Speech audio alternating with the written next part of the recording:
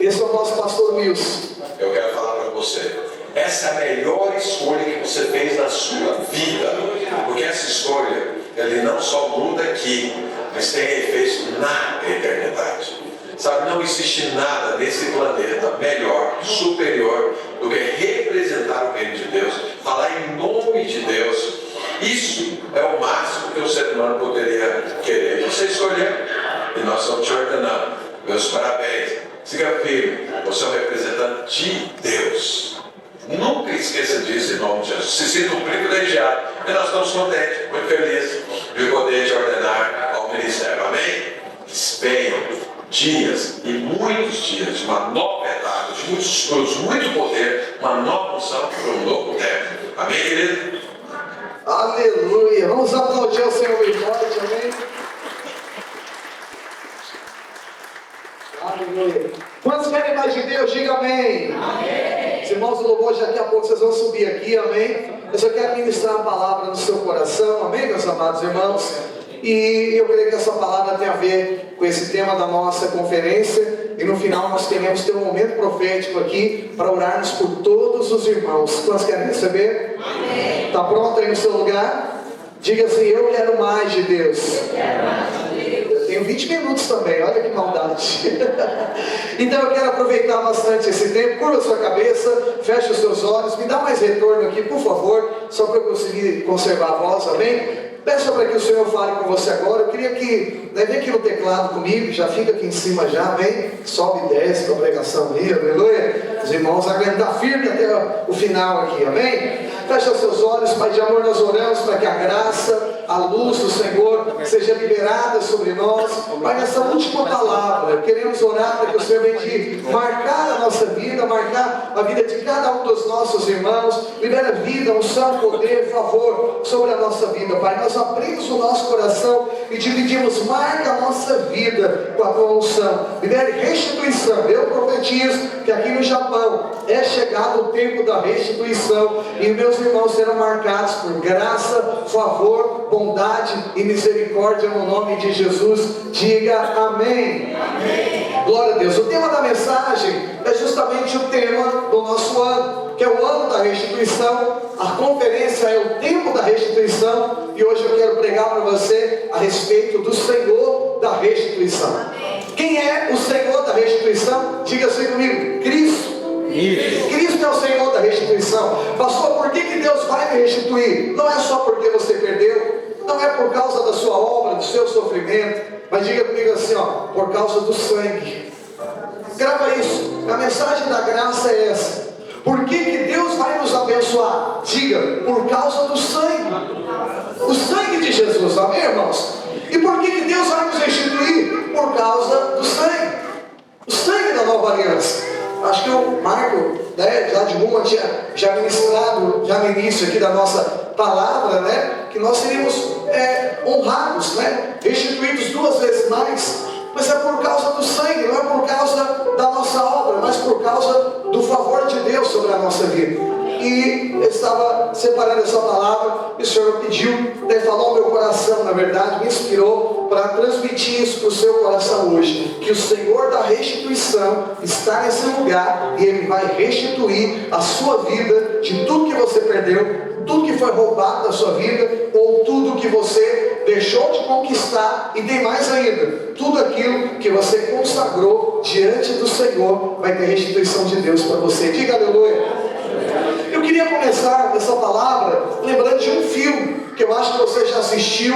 Quem já assistiu aquele filme, O Todo-Poderoso, com o ator Jim Carrey? Alguém lembra desse filme? Acho que tem a capa desse filme, coloca aqui para nós. Era mais ou menos isso. É um filme de comédia, mas ele trazia algumas verdades muito interessantes. No filme, Jim Carrey, ele era um jornalista. Ele chamava-se Bruce Nolan. E ele era um rapaz muito bem sucedido. Mas de repente a vida dele vira de cabeça para baixo.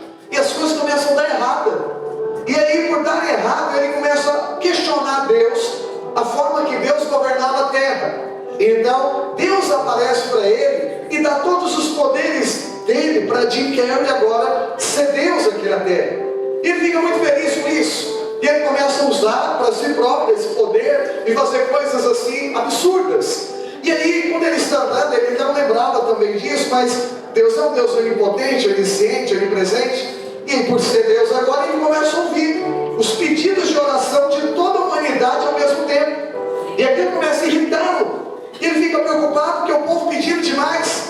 E aí ele resolve ter uma estratégia. Ele resolve criar arquivos para colocar os pedidos de oração. Ele instala o dedo e começam a aparecer vários arquivos dentro da sua casa. Mas ele viu que aquilo era prático, não sobrava nem espaço para ele andar. Ele tem uma nova ideia. Ele instala o dedo e ele resolve transformar todo o pedido de oração em pequenos pedaços de papéis, na verdade em anotações. E aí a casa dele se enche de anotação, ele fica grudado. Eram tantos pedidos que aparecem em toda parte do seu corpo, até do seu cachorro, pedidos de oração. E ele fala, não, isso não é prático. E ele tem uma ideia. Ele tem uma ideia agora de começar a responder esses pedidos de oração em um computador. E aí agora ele está respondendo em uma velocidade sobrenatural. Quando ele baixa os pedidos, havia milhares. Mas ele é Deus, rápido, começa a responder todos os pedidos de oração. Quando ele termina de responder o último pedido, carrega novamente, mas milhares de pedidos chegam. E ele começa a pensar, isso ainda não é prático. E ele tem uma ideia. E ele cria um comando no computador para responder sim, de uma maneira simultânea, para todo pedido de todo ser humano na face da terra. Então ele dá um comando no seu computador e diz yes, ou seja, sim, para todo pedido de oração que naquele momento todo ser humano havia feito pedido. E aí quando ele sai lá na rua, na verdade é uma tremenda de uma bagunça. Na verdade um grande apocalipse começa. Não sei nem se tem foto dessa parte, mas vira uma tremenda de uma bagunça. As coisas saem de ordem, vira uma tremenda de uma bagunça. E qual é a moral da história? Se Deus dissesse sim para tudo aquilo que a gente gostaria de fazer, a nossa vida seria uma tremenda de uma bagunça. Então, para organizar a nossa vida, Deus criou algo chamado propósito. Ele criou um tempo, e uma ocasião, e um local para todas as coisas acontecerem. Então as coisas não vão acontecer no nosso tempo, mas elas vão acontecer no melhor tempo, que é o tempo de Deus na nossa vida. Então, para organizar a nossa vida, Deus criou algo chamado propósito. A Bíblia conta que propósito, ele é composto por duas coisas. Diga tempo, diga modo. Vamos de novo? Diga tempo, diga modo. O que é esse tempo? É o tempo de Deus, é o kairos de Deus, é o tempo perfeito de Deus. E o que é esse modo? Modo pode ser um comportamento.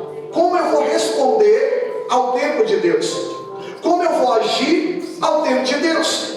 Quando qualquer ser humano na face da terra faz as coisas do seu jeito, faz as coisas do seu tempo, é como um relógio parado. Eu estava na casa do Hélio, eu ia pegar o relógio para fazer lá. Ele tem um relógio muito bonito na parede da cozinha, cujos ponteiros ficam para fora. Eu estava na sala dele olhando para aquele relógio. Eu ia gravar um vídeo, mas vou ter que voltar lá para gravar. E eu pensei, se eu pôr a mão naquele ponteiro, eu paro o tempo. Mas eu paro o tempo, na verdade, apenas a minha imaginação. Aquele relógio vai apenas atrasar. Mas para os outros o tempo continua andando. E Deus falou no meu coração, eu posso parar o tempo para mim mesmo. Ou seja, atrasando. Mas eu não posso mover sobre o tempo. Só tem alguém que controla o tempo, que é o Senhor. Então muitas vezes eu posso parar e apenas estar desatualizado. Se eu parasse aquele relógio, quando eu tirasse a mão, ele voltaria a funcionar. Porém, atrasado. A nossa vida pode ser da mesma forma. Às vezes a gente pode até achar que controla o tempo. E na verdade, a gente controla algumas decisões. O máximo que a gente vai fazer é apenas parar no tempo. Às vezes vai continuar andando. Aí você vai perguntar, pastor, como é que eu recupero todo o tempo que eu perdi se eu não tenho poder sobre o tempo? Você concorda comigo? Nenhum de nós temos poder sobre o tempo. Nós não conseguimos governar o tempo. Nós temos hora para acabar, hora para começar, hora para chegar, hora para sair, hora para você ir para o seu trabalho. Você não consegue governar isso. E se nós colocarmos a nossa mão, vai virar uma grande bagunça. Pastor, como é que então se eu me perdi no propósito, como é que eu devo entrar? Como é que eu consigo entrar dentro dele? Fala para o irmão que está do seu lado. Quando Deus abre a porta da oportunidade. Você já ouviu aqui uma das pregações dos irmãos falando que Deus abriria uma porta de esperança no vale da perturbação.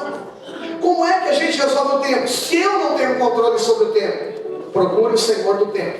Ele é o Senhor da restituição. Ele é capaz de fazer o que o tempo não foi capaz de fazer na sua vida, ou o que você não é capaz de fazer, porque você não tem poder sobre o tempo. Você entendeu essa mensagem?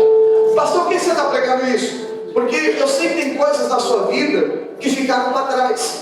Coisas na sua vida que não aconteceram ainda. Deixou de conquistar. Mas a mensagem de hoje, e já entrando ao final dela aqui, é para dizer para você que o Senhor Jesus é o Senhor do tempo.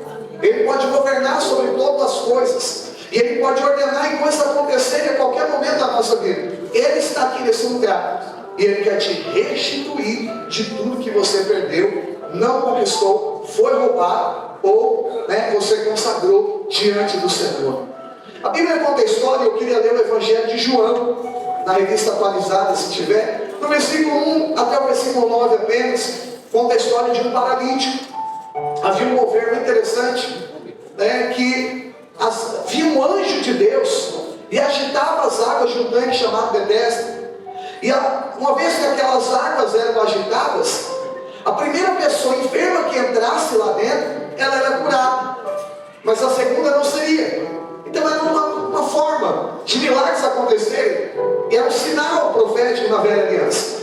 Mas a Bíblia diz então que havia um homem que estava há 38 anos coxo, ou seja, paralítico, e ele ficava perto daquele tanque, e ele não tinha ninguém que o colocava dentro daquelas águas.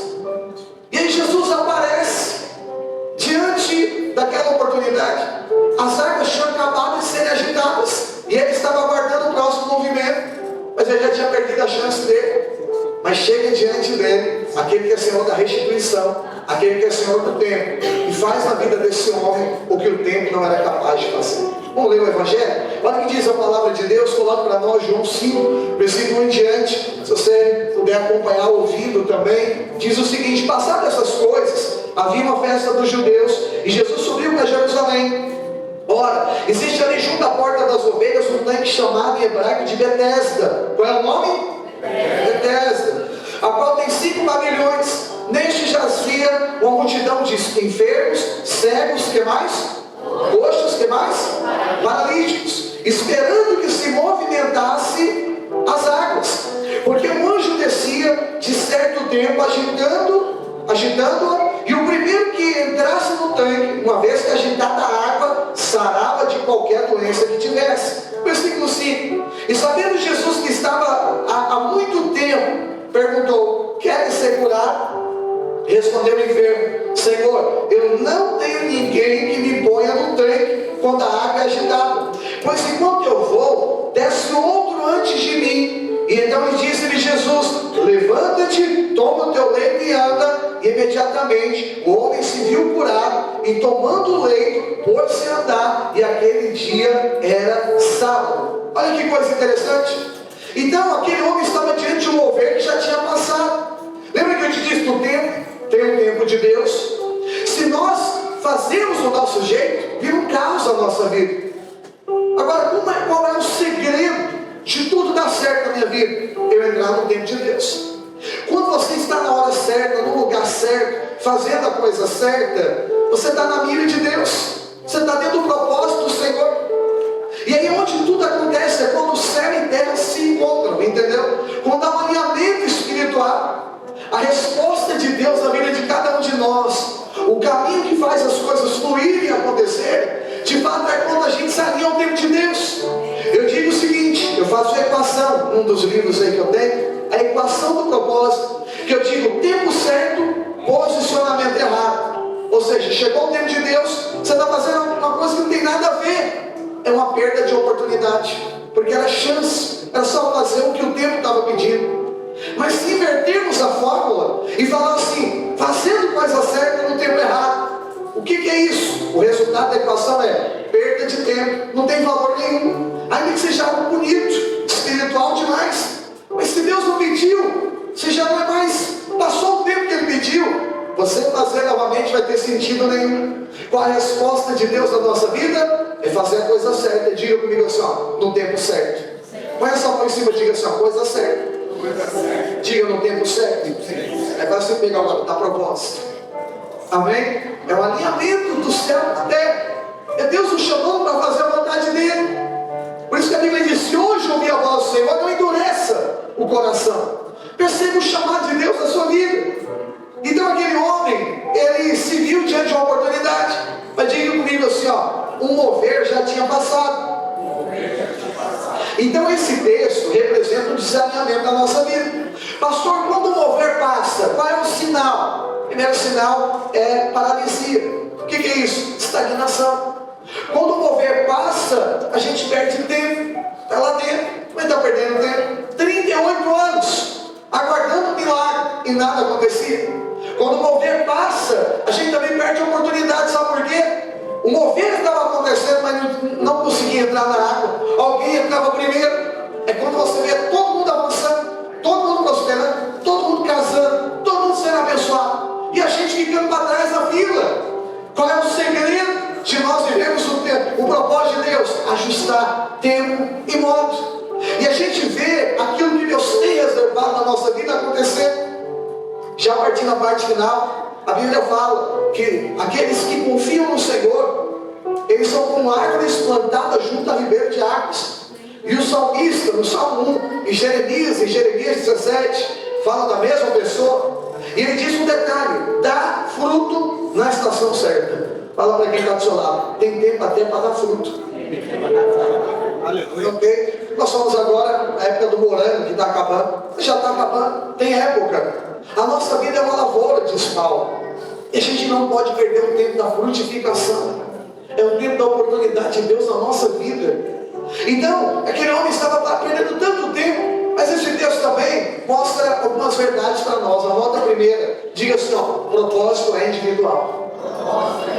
Qual era o problema daquele homem? Ele diz o seguinte: ele estava esperando alguém jogar ele dentro da água. Se há de convir, ele é paralítico, não conseguia.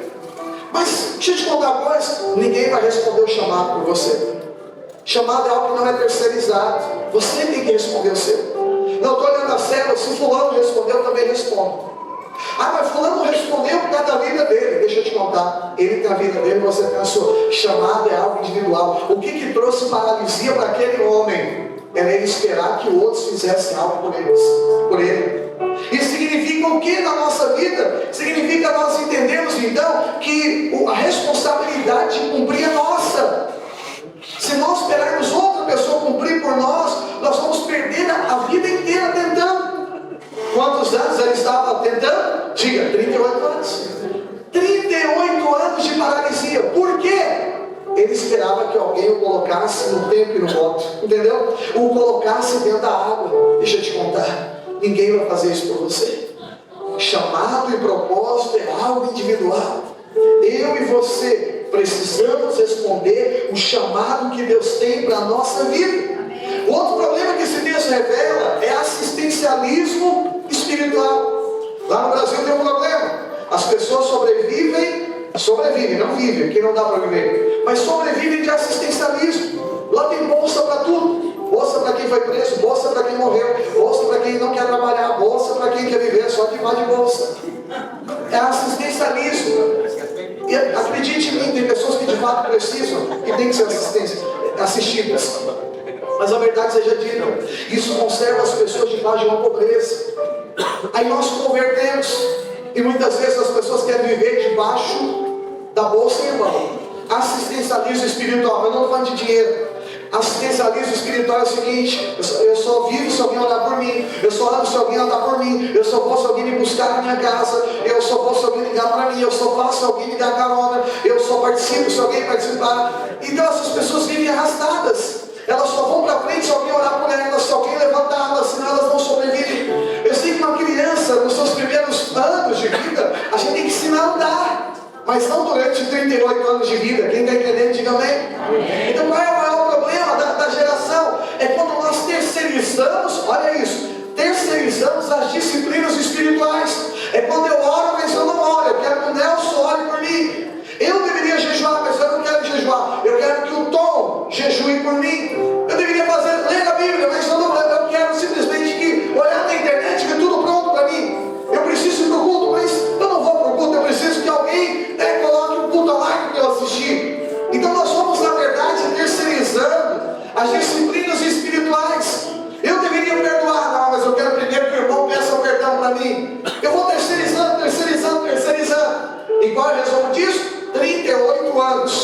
paralisia, porque eu vivo transferindo para os outros. Aquele homem viveu isso.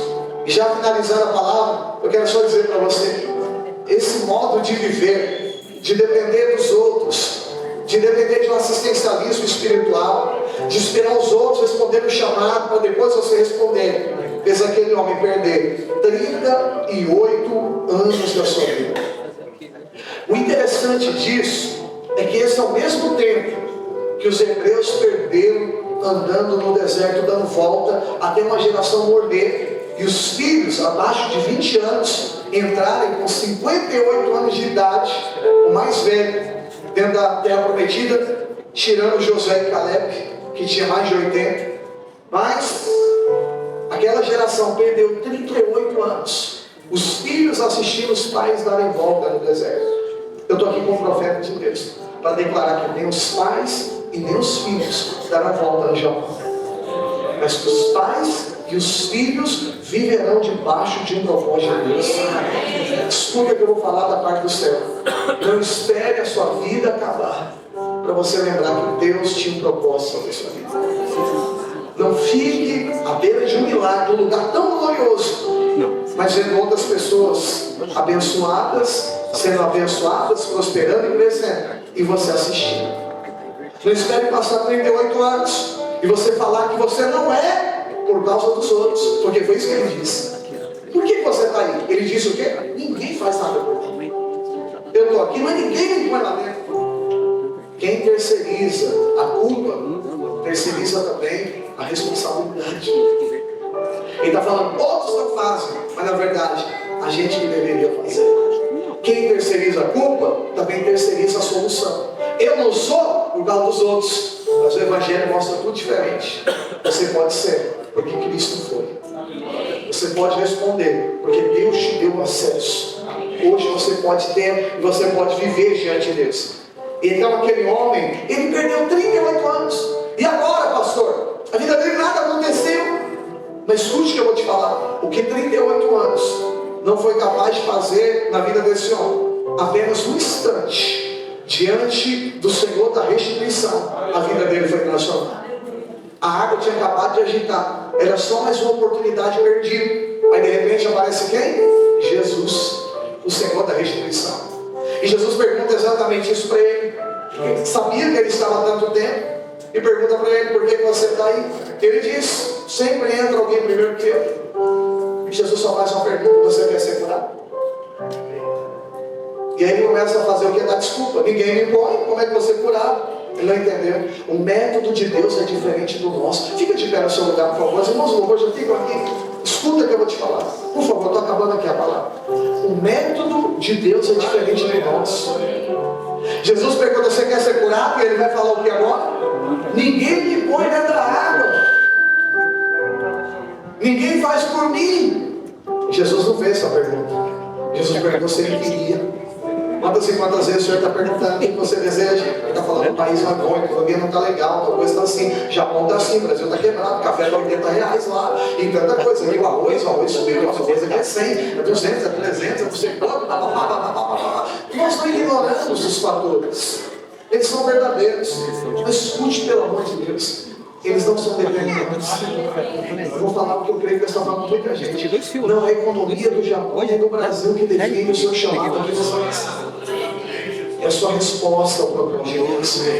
Não é o bom, não é o mau momento. Essa coisa está dando certo, está dando errado. Não use esse fator na sua vida.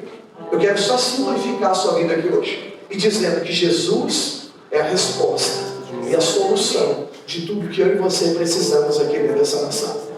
Bastou apenas um segundo diante do Senhor da restituição, que é o Senhor do tempo, e a vida daquele homem que estava 38 anos paralisado, simplesmente ganhar o movimento. Eu quero declarar para você que hoje os hebreus deram muitas voltas também no deserto.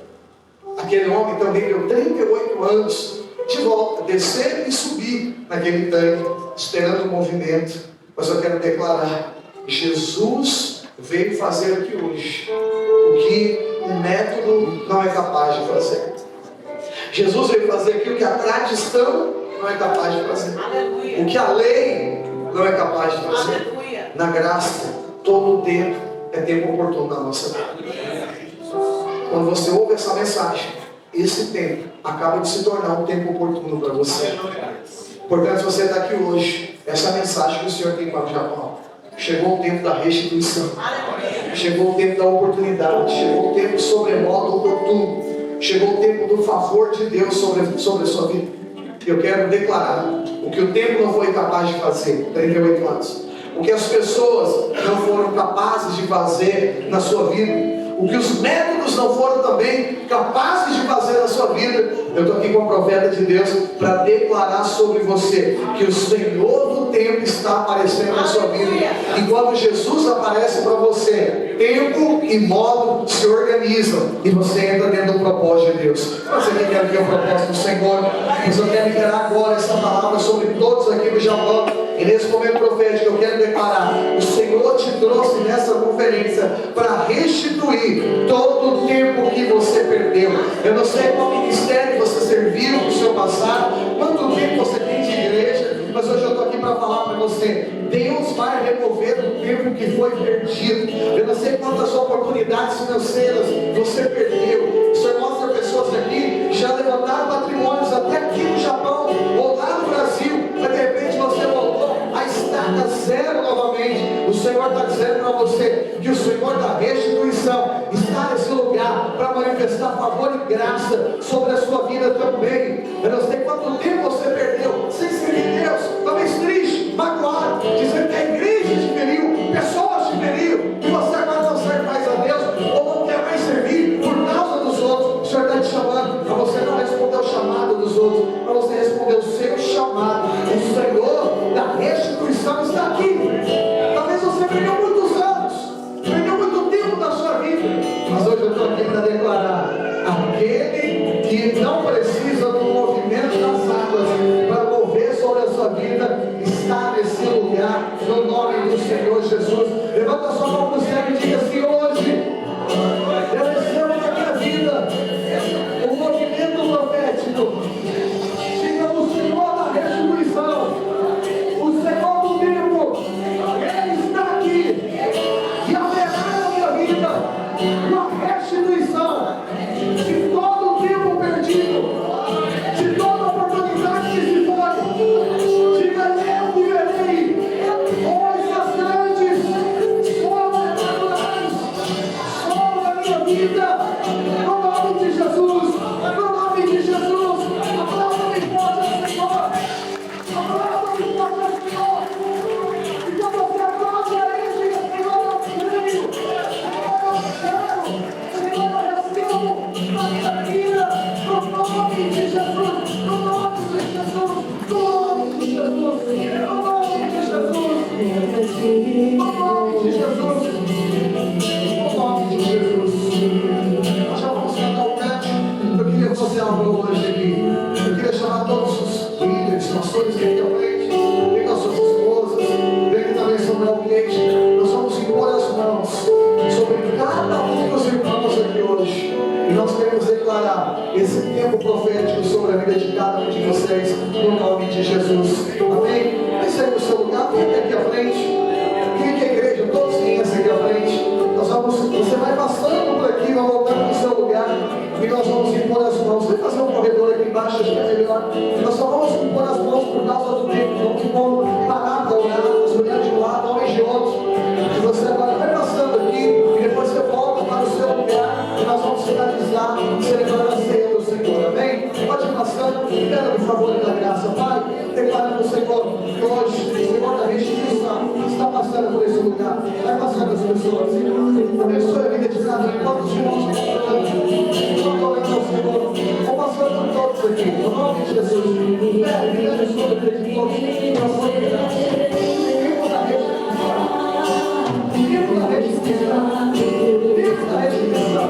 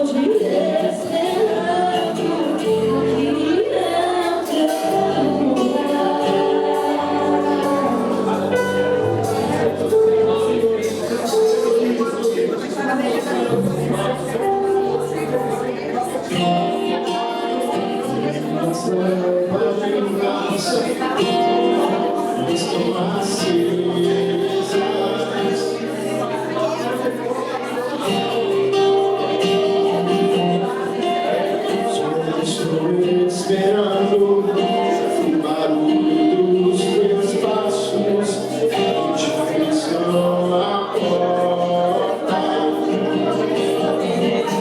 É só bater aqui, vou abrir pra você entrar.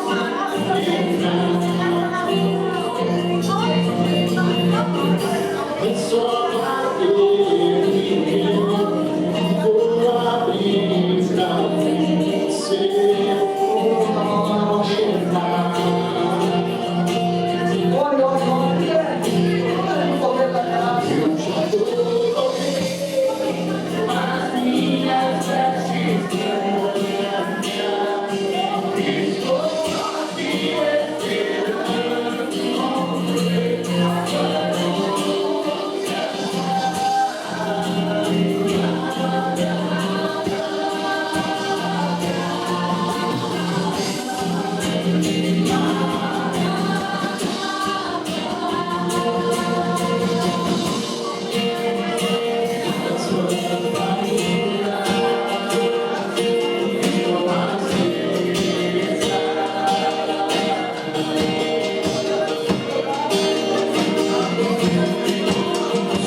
estou aqui esperando.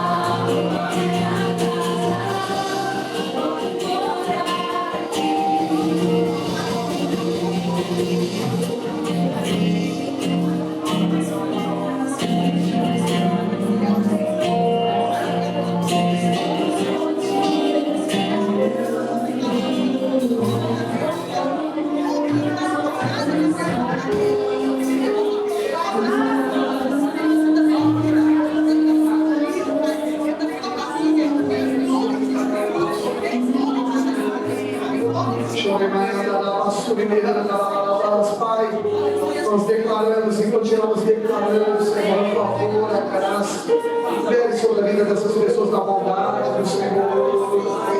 Sim, Jesus. Sobre uma mesa preparada a cada um dos irmãos. Sobre as mãos.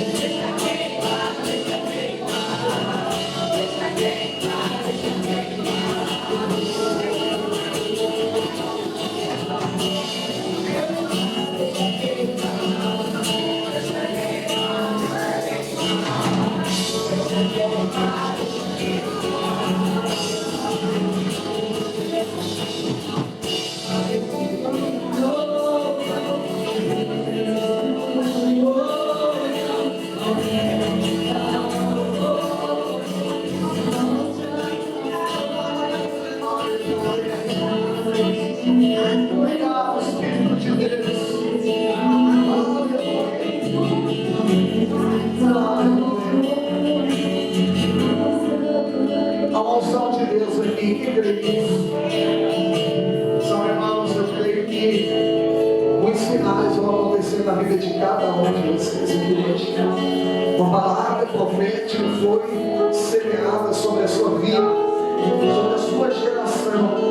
E Deus vai fazer coisas extravagantes e sobrenaturais acontecerem no nome de Jesus.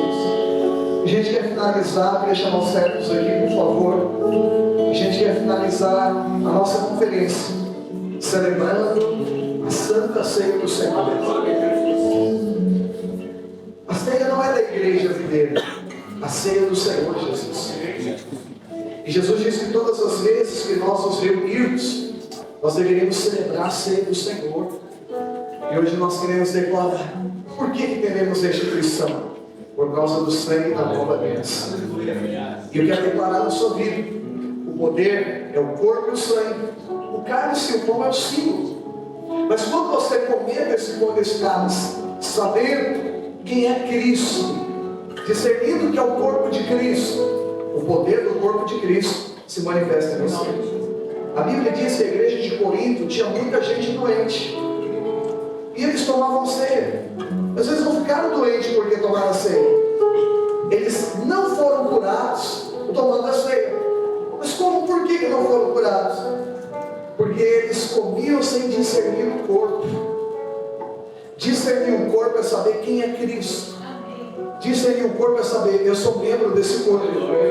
Discernir o corpo é saber que uma vez que eu sou membro, Cristo é o cabeça. Então eles apenas comiam e bebiam como fosse comida normal. Isso aqui não tem poder nenhum, naturalmente. Aliás, tem calorias. Mas a verdade seja dita, quando eu como com revelação, eu não estou me alimentando do pão natural nem do cálice natural. Eu estou me alimentando de Cristo. Jesus disse que se por Ele nós, na verdade, vivermos, se nós nos alimentamos dele, por Ele também viveremos, diz a palavra de Deus. Então quem come do pão e do cálice, quem se alimenta do Senhor, vive também pelo Senhor. Se a igreja de Corinto, quando comesse, soubesse quem era Jesus e que ele estava se alimentando de Jesus, não haveria mais enfermos. Então preste atenção, a lei diz: está doente porque tomou ceia indignamente. Pastor, o que acontece se alguém tomar sem discernir o corpo? Não vai ter poder nenhum na sua vida, vai continuar doente. É isso que aconteceu com mim. O pão não te condena, o pão te justifica. Jesus veio trazer foi salvação, não condenação. Mas não vai ter poder nenhum, vai ser um ato religioso. Mas quando eu tomo sabendo que isso aqui representa Cristo, o poder da obra da cruz entra em mim, e aí você é curado. E hoje eu quero que a videira do Japão tenha essa experiência de cear com revelação do Cordeiro. E o que vai acontecer? Tudo que Jesus conquistou na cruz virá sobre você. A bênção virá sobre a sua vida. Você tem revelação de que Jesus é o Cristo. Então, ao comer e beber do pão do cálice, você vai estar recebendo a vida em você. Eu declarei essa palavra lá em Interlagos. Pessoas que estavam doentes, quando comeram do pão e do cálice com revelação, foram curadas. Quem não entende isso vai transformar em um símbolo, em um amuleto. Olha como que é um pão sagrado. Mas amém, é começa a ver, tem a ver com a fé que eu tenho dele. Eu sei quem ele é. Isso aqui representa uma materialização da minha fé. É algo muito maior. Tem gente que coloca fé nisso. É diferente. Isso aqui é apenas uma confirmação da sua fé. Entendeu a diferença? Por isso não é um amuleto. Porque a fé, o poder não está aqui. O poder está no que isso aqui representa. Representa a morte, a ressurreição e a aliança que eu e você temos em Cristo Jesus. Nós queremos receber a vida eterna nesse Cristo. Quer dizer, fique de pé no seu lugar, os irmãos assim, tudo para o caso. Eu queria orar junto com os irmãos hoje, consagrando diante do Senhor. Estenda a sua mão para cá. Pai, nós consagramos esse pão. Nós consagramos, Pai, esse cálice diante do Senhor. E declaramos que é o cálice da nova aliança.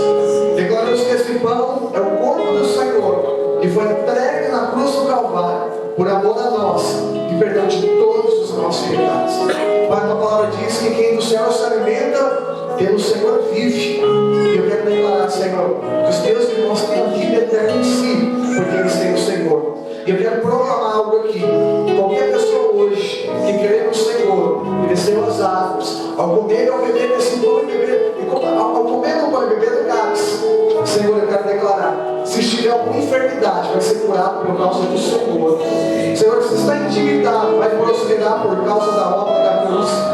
Senhor, se estava em aperto, serão liberados, serão prósperos, serão abençoados por causa do sangue da nova aliança, no nome de Jesus. Diga amém. Amém. Os irmãos vão passar distribuindo o pão e o cálice. Eu quero que à medida que você pegar, você segure sobre as suas mãos, até que todos recebam, para nós celebrarmos a ceia juntos. Amém? Podem distribuir o pão e o cálice, no nome de Jesus. Amém? Glória a Deus. Vamos adorar ao Senhor enquanto é isso. Amém? Bem que pega pra você? Dá um t-shirt, entendeu? Aguarde até que todos recebam, para no final nós cearmos juntos. Aleluia.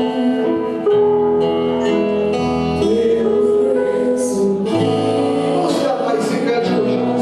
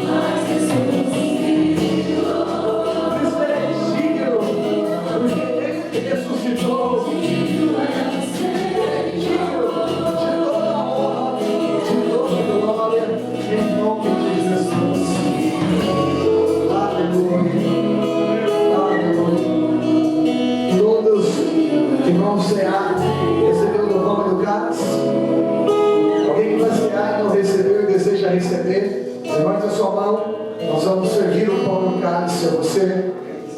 Glória a Deus, todos receberam. Receberam sim? Aleluia. Levante o teu pão e o teu cálice e diga: esse é o pão. Diga, esse é o cálice. Diga, esse é o corpo. E esse é o sangue. O sangue da nova aliança. Diga, eu creio que Ele se fez homem para que eu me tornasse filho de Deus. Diga, Ele desceu o mais profundo do abismo, para que eu pudesse chegar ao mais alto dos céus. Diga, Ele se fez pecado para que a minha vida fosse feita justiça de Deus. Diga, obrigado, Senhor Jesus, pela sua morte, pela sua ressurreição.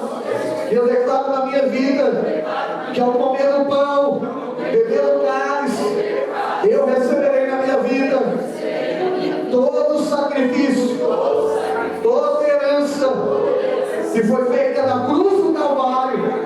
E eu declaro, serei restituído, duplamente restituído, porque eu creio que o Senhor é o Senhor da restituição. Comamos e bebamos, essa é a ceia do Senhor. Aleluia. Comamos juntos, em nome de Jesus. Aleluia.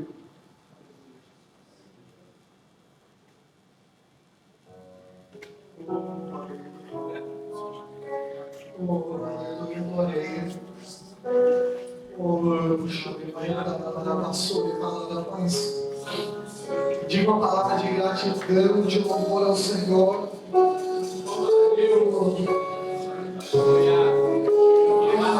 Nós te adoramos, eu falei. Nós te adoramos, diga uma palavra de gratidão, palavra de adoração a esse Deus tão poderoso, esse Deus perfeito, esse Deus maravilhoso, esse Deus tão gracioso, tão maravilhoso.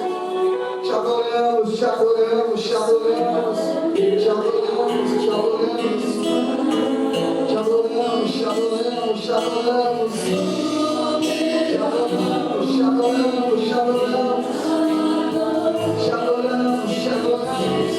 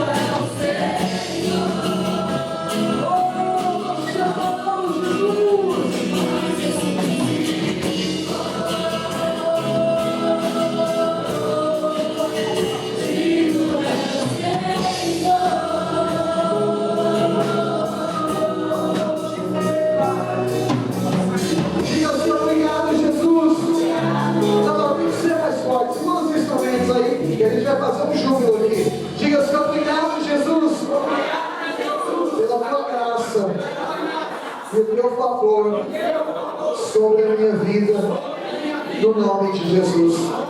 Antes de nós cantarmos um júbilo, encerrando a conferência, eu podia pedir algo. Queria que os irmãos orassem pela minha vida, pela vida da minha esposa, guardando, abençoando a minha vida. Segunda-feira a gente volta para o Brasil e teremos sucesso, muita conquista lá na nossa igreja. Mas que você orasse para que ano que vem nós pudéssemos estar aqui juntos com muitos outros irmãos e a sua igreja com muitos outros irmãos também, porque ano que vem, escuta isso, não vai caber aqui. A gente sentada naquela escada, gente no meio, gente no outro, gente sentada no palco, gente na frente, mais cadeiras, gente lá com os irmãos do som. Quem crê nisso, diga amém? E eu quero contar com você no ano que vem. Feriado começa dia 2 de maio, é um sábado, ok? E vai pegar a semana inteira. Olha que vitória grande. Eu já estou até mudando a minha agenda para ficar depois do feriado. Chegar aqui para a conferência e depois viver grandes coisas aí, em nome de Jesus. Amém? Quantos recebem isso? Vocês podem olhar então para a minha vida? Aqui, fala para nós, por favor. Amém, pessoal? Amém? Então, os irmãos das cidades, né? Os líderes das cidades, Marco, Nelson, vamos estar orando aqui pelo